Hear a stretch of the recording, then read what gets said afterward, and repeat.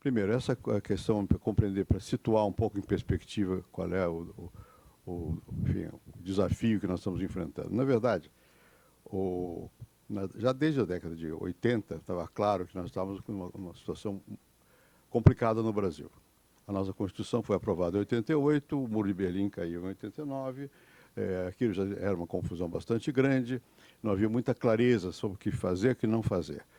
De fato, a década de 90 mostrou que a chamada globalização estava aí. E as pessoas custaram muito a entender isso. Ela veio de antes, mas 90 estava claro. Custaram muito a entender que era um desafio de novo tipo.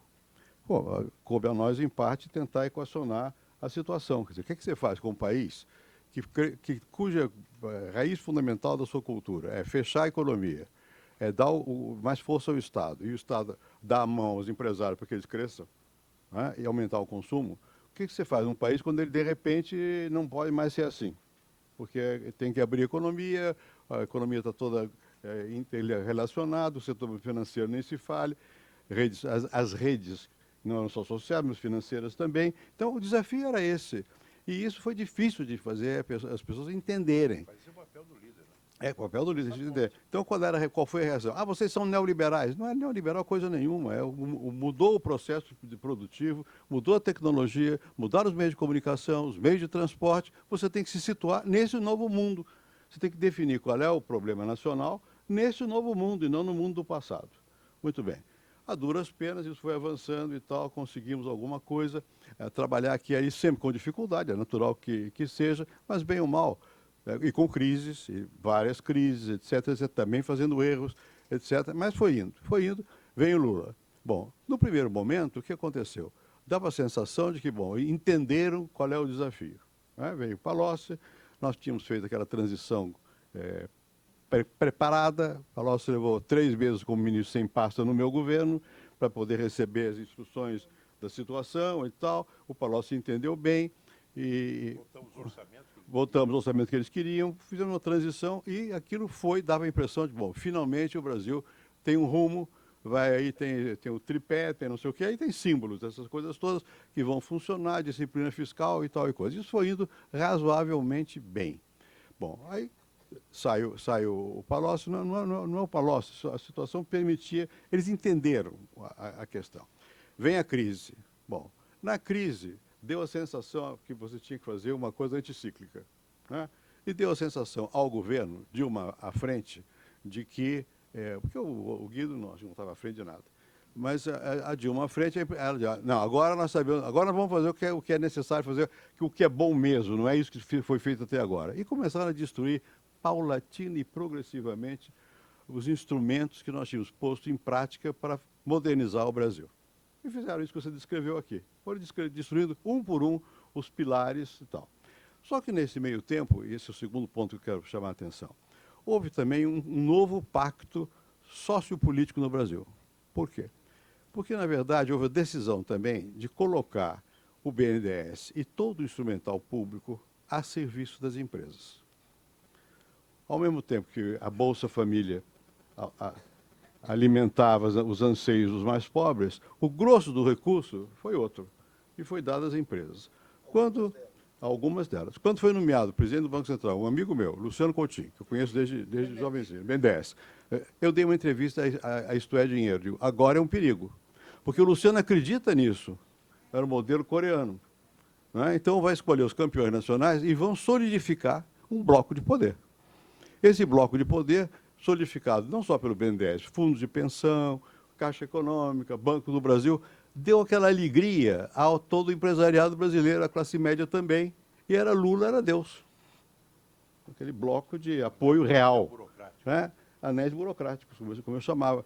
Bom, isso, gramscianamente, eles criaram um bloco hegemônico. Esse bloco se partiu.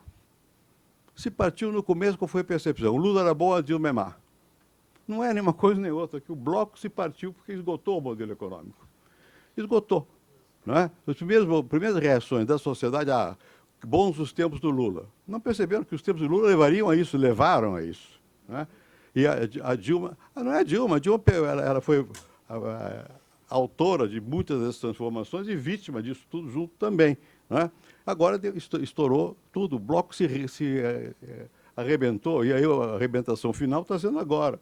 Está se revelando o custo de tudo isso, em termos de dinheiro público, de financiamento não controlado, isso que você disse aqui, né, de maneira concreta, que deu o Lava Jato. E então está tudo arrebentado. Bom, então essa é a segunda consideração. Quer dizer, é um processo realmente de fazimento e desfazimento de um bloco de poder, com uma certa base econômica e que dava sustentação política. Bom, isso acabou, quebrou. Bom, agora estamos na situação atual, o que fazer? Não se quebrou só o bloco econômico, se quebrou o bloco político também. Quer dizer, você está lá no Congresso. Um Congresso que tem 20 e poucos partidos e um governo que tem 40 ministérios é a receita para não dar certo. Não pode funcionar. Isso já foi antevisto, sabia-se que se exauriu o nosso modelo, que eles chamaram de presidência livre de coalizão, e não é de cooptação. Dá cá que toma lá. É de cooptação. A famosa coisa franciscana dos tempos passados virou isso. Então, isso se arrebentou, porque não tem mais o tesouro para poder sustentar essa farra toda de adesões mediante essa intermediação de recursos financeiros. Tá? Se espatifou. O sistema político está totalmente espatifado. Ou, se vocês prestarem atenção, o Luiz sabe melhor do que eu, o partido que mais votos tem, mais deputados tem na Câmara é o PT. Sabe quantos tem? 69, sobre 513. O segundo é o PMDB, tem 66.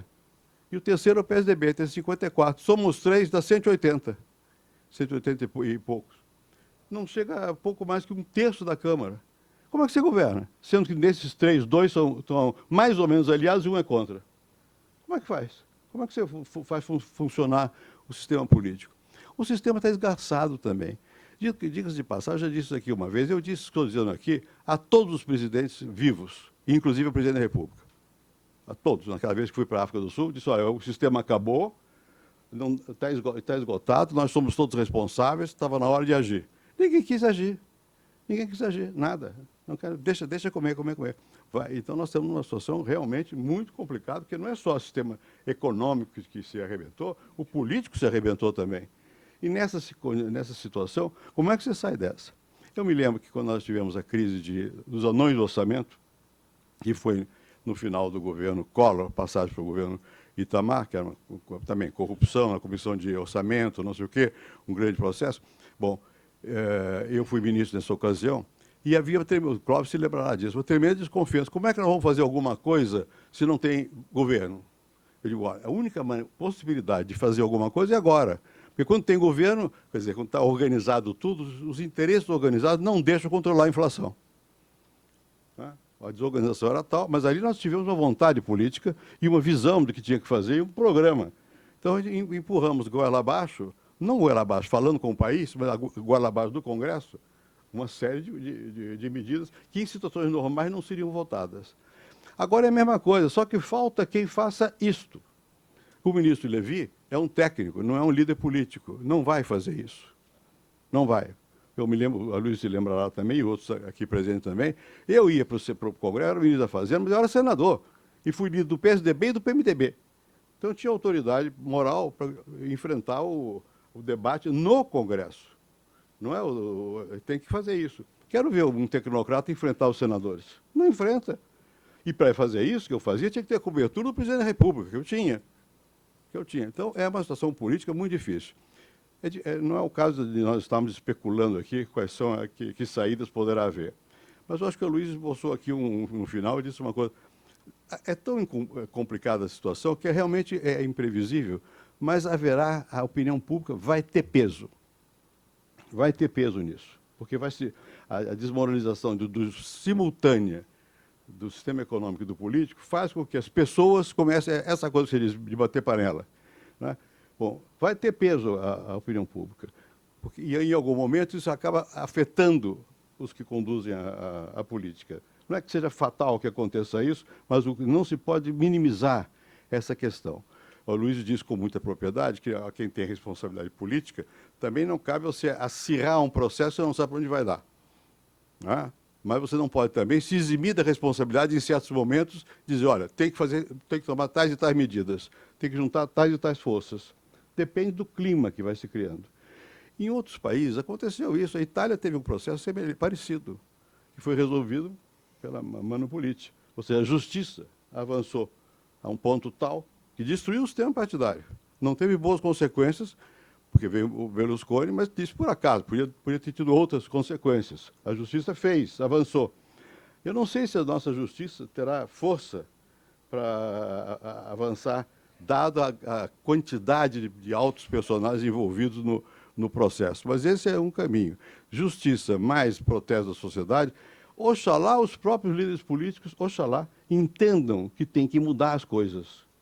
E alguma liderança política assuma o processo. Não, nada é garantido, está em aberto. Mas é esse o quadro. Acho que seria muito danoso para o país a hipótese que é a mais provável, que foi apontada por vocês dois. Ou seja, um longo período de mediocridade, vais e vens, não se tem confiança, não se tem esperança, porque vão perdendo a chance histórica. Os outros países estão mudando e nós vamos perdendo as chances históricas. Pode acontecer, mas é terrível que isso aconteça. É preciso que haja alguém ou alguém que reajam contra isso e refazer o que arrebentou agora. Um outro bloco capaz de sustentar o poder. E não é um bloco dentro do Congresso, é na sociedade com o Congresso.